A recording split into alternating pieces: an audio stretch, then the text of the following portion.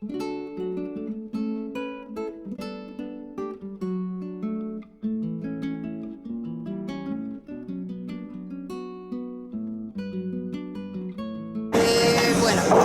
yo les voy a contar sobre la investigación que ya está más o menos terminada en una fase y que hoy en día ha abierto camino a hacer otro tipo de análisis y de hacer otros levantamientos de información. Sí.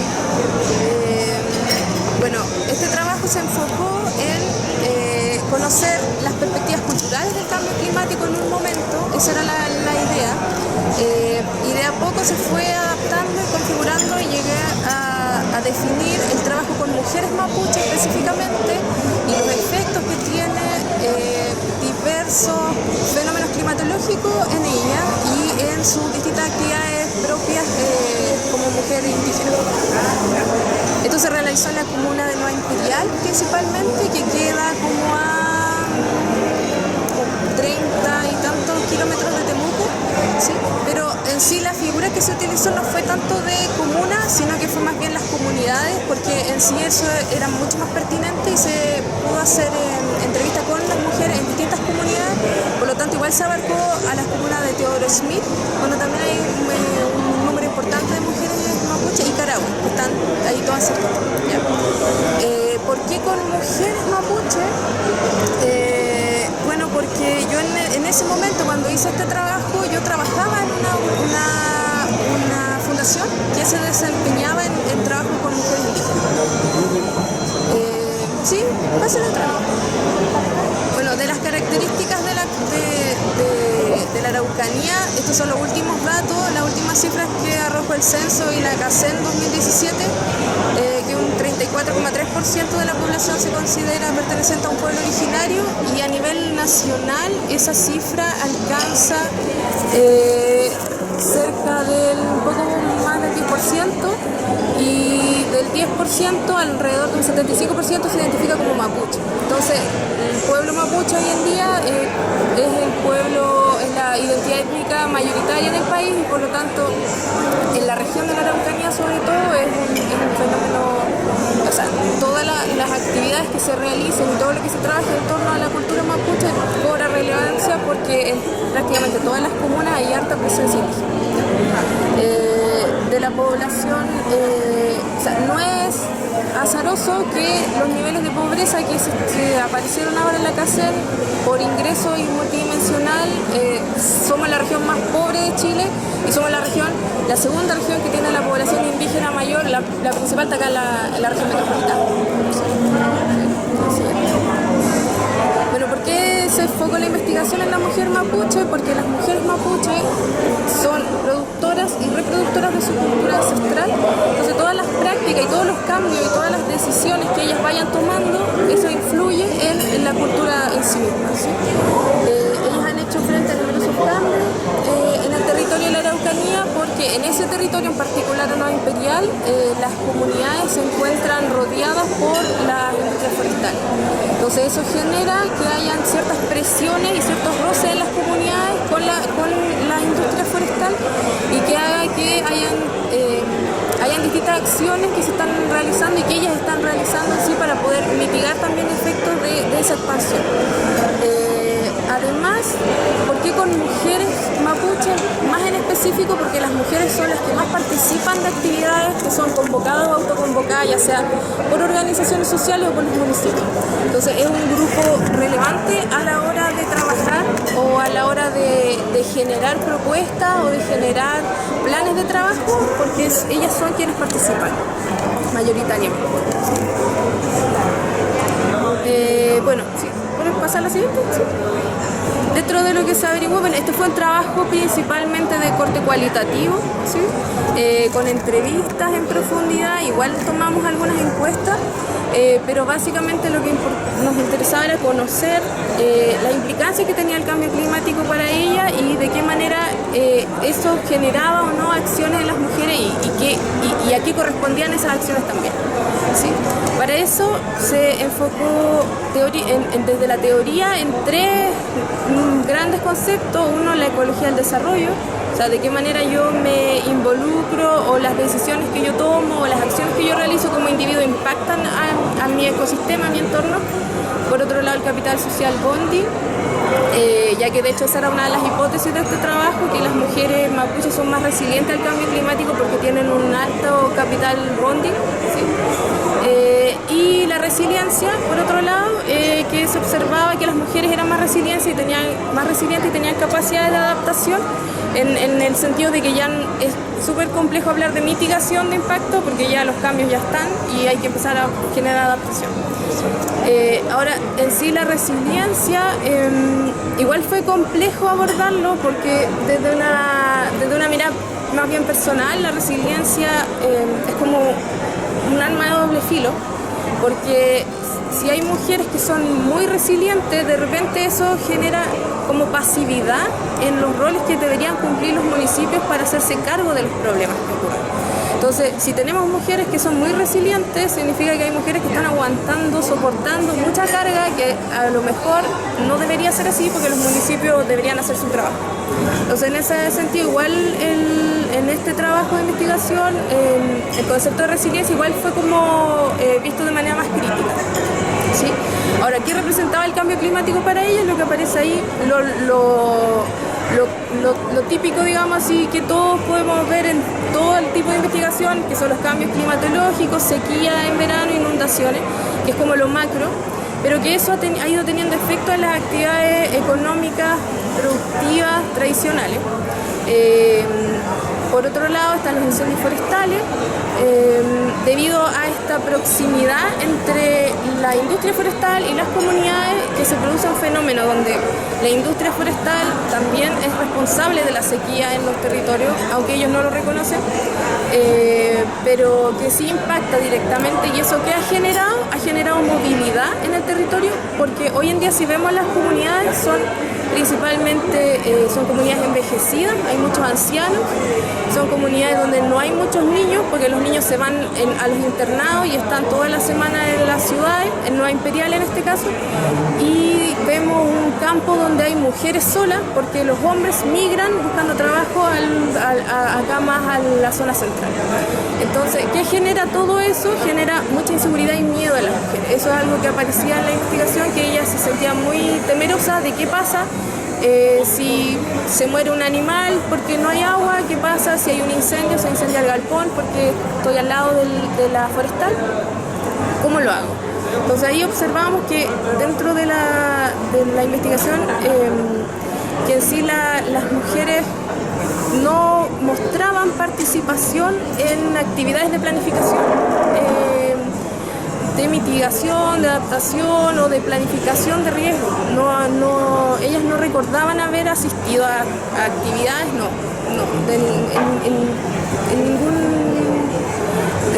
de ninguna manera. Y lo que sí, ellas sí estaban abiertas a participar de eso, o sea, sí les gustaría poder participar en una planificación conjunta, pero que incorporara elementos que eran propios de ellas, porque lo que en la investigación se podía ver era que si bien ellas han hecho frente al cambio climático, a los efectos, digamos, sí necesitan como una coordinación conjunta con el municipio en este caso.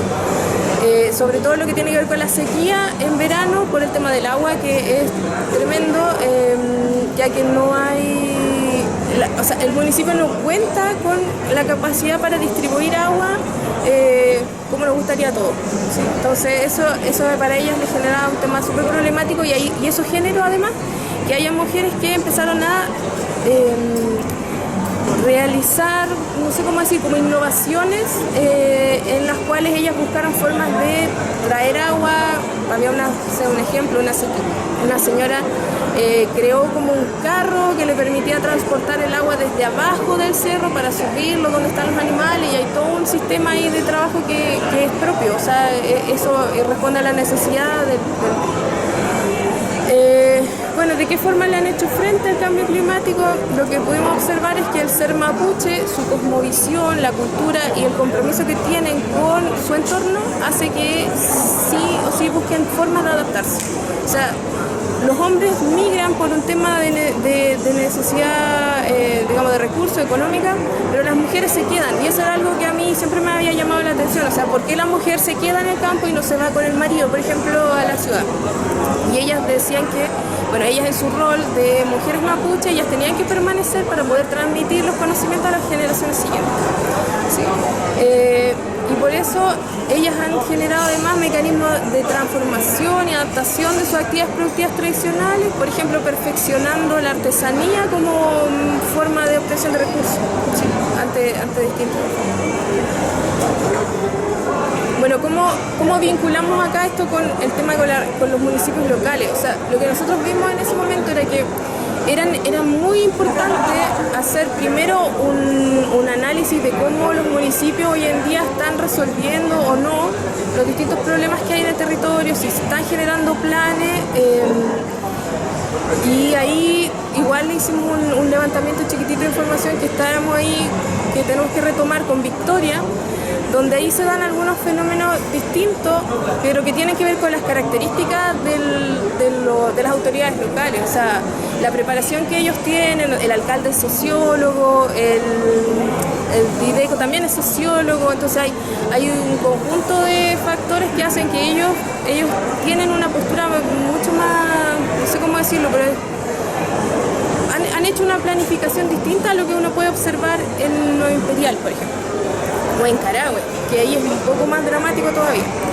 En el sentido que ellos, por ejemplo, ellos han preparado para el tema de los incendios, los cortafuegos, eso es parte de sus actividades hoy en día, y eso beneficia a las comunidades porque obviamente las comunidades están colindando con las forestales y en la medida que hayan estos cortafuegos, entonces no les afecta. Entonces, ¿qué veíamos? O sea, que es necesario que los municipios además incorporen las formas de adaptación o los mecanismos que las mujeres han ido realizando en sus propios planes.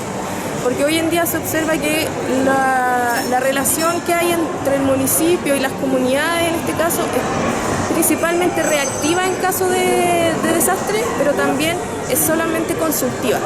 Entonces, cuando hay actividades o se van a hacer inversiones, se consulta, porque es lo que exige hoy en día la ley, pide que se haga consulta cuando atañe a las comunidades, pero no, sin embargo esos planes o los proyectos vienen diseñados desde fuera y se implantan en las comunidades o se implantan en los alrededores y no incorporan los mecanismos propios de ellos. ¿Cuáles fueron los que vimos nosotros? Principalmente el tema de la colaboración que entre distintos miembros de la comunidad que responde al capital social bonding. O sea, ellos al reconocerse a sí mismos y se identifican a sí mismos, identifican sus costumbres o sus formas de vida, eso les permite a ellos contar con apoyos en caso de emergencia. Entonces, si yo necesito, no sé, se murió un animal, la comunidad entera trabaja para ayudar a esa familia, para sacar al animal y para ayudarle económicamente para que pueda salir adelante y cubrir el precio que valía costar ese animal. Y esas son cosas que nosotros los vemos ahí, no lo vemos a un nivel más del municipio, que el municipio promueva un poco esta como cultura de colaboración, porque está súper enfocado en las actividades, o sea, como en el ir respondiendo el día a día. O sea, cuando estuvimos en la Municipalidad de Victoria, ahí podíamos ver lo dramático que era si la gente como llega a pedir que necesitaban frazadas, me acuerdo, una casa, o sea, era una cosa así tremenda. Entonces como que el municipio no tiene la capacidad tampoco de contar con personas que puedan dedicarse a este tema de planificación, si se quiere, en materia de riesgo, porque están en el día a día. Y ellos reconocen, el municipio de Victoria en este caso reconoce que les falta esta capacidad de gestión local, ¿sí? Bueno, ¿qué es lo que se viene para adelante? Este fue un trabajo que yo ya realicé enfocado en mujeres. El tema mujeres es un tema que a mí me interesa a mí personalmente, pero sí me interesa con mujeres, sí.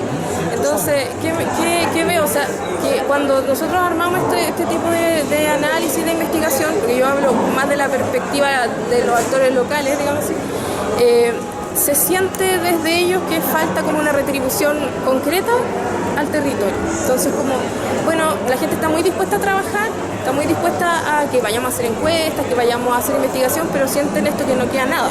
O sea, se van y no nos queda nada. Entonces, yo pensaba de qué manera poder armar algún proyecto ahora en Malleco, principalmente, que es el territorio que abarca la universidad, enfocado en esto de los modelos de gestión, quizá observar lo que existe o lo que no existe, cosa de poder dejar instalado algo concreto.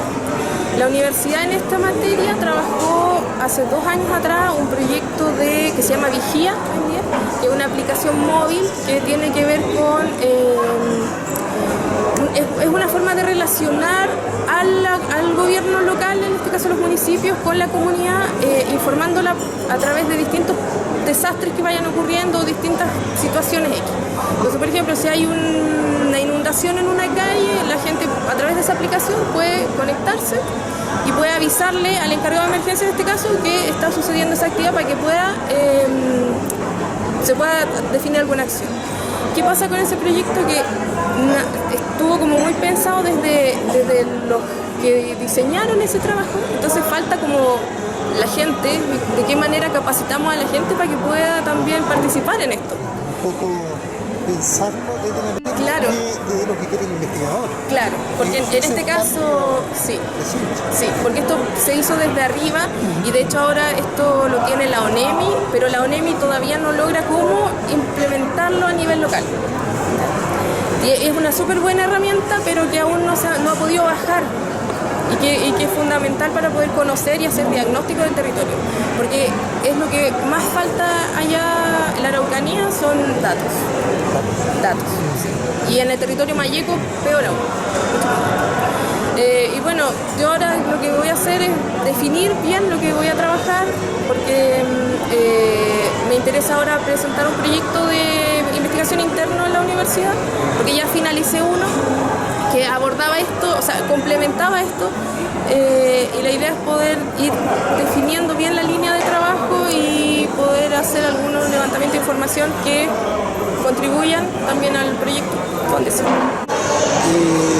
Las preguntas, que por ejemplo esta última, claro, nosotros a veces desde la ciencia política pensamos las cosas muy normativamente, tenemos mucha teoría, en cambio el antropólogo no.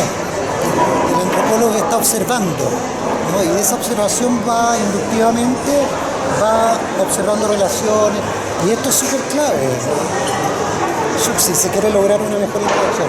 Me quedó una duda, no sé si tú has afirmado que las mujeres más resilientes, con comportamientos de resiliencia,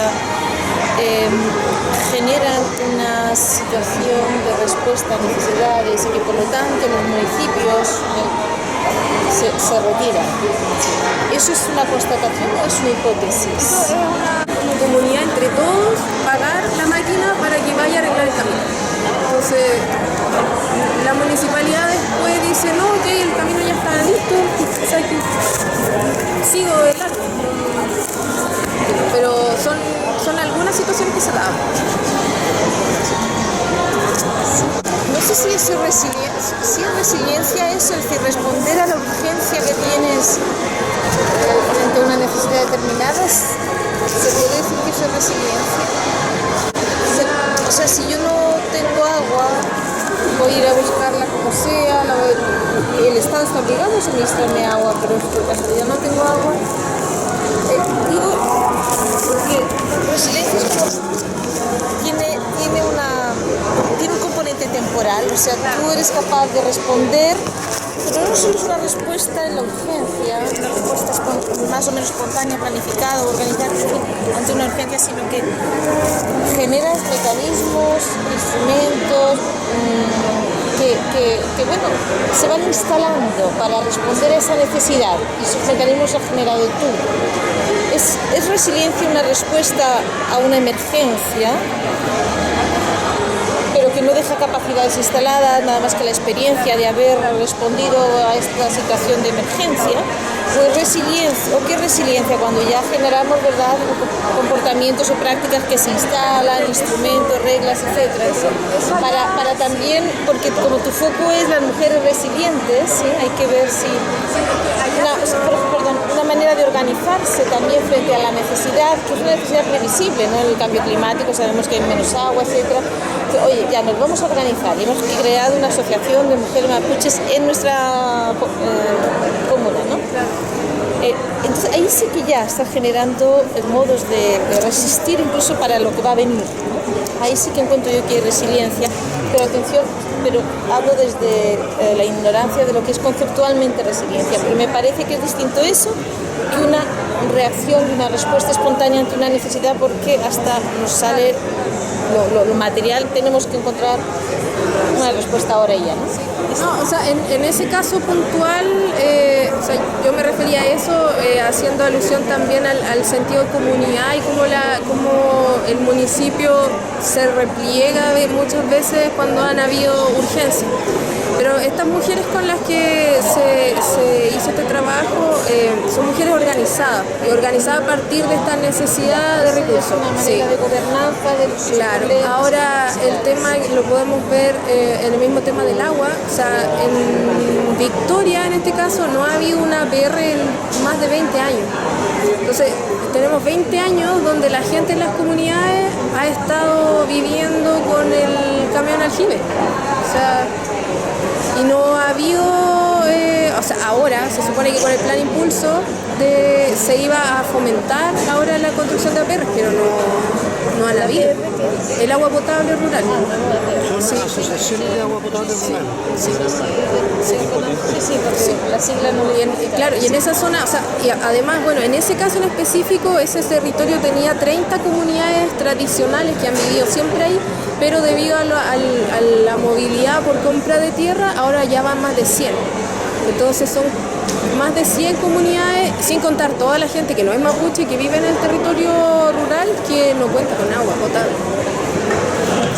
Hemos tenido retroalimentación respecto a estas agendas de investigación y esperamos que en el próximo congreso de la asociación, en 2 años más, podamos volver a reunirnos, invitando también a otros investigadores, con el objeto de poder ver en qué han concluido todas estas iniciativas. Así que gracias a todos y estamos por cerrado el panel.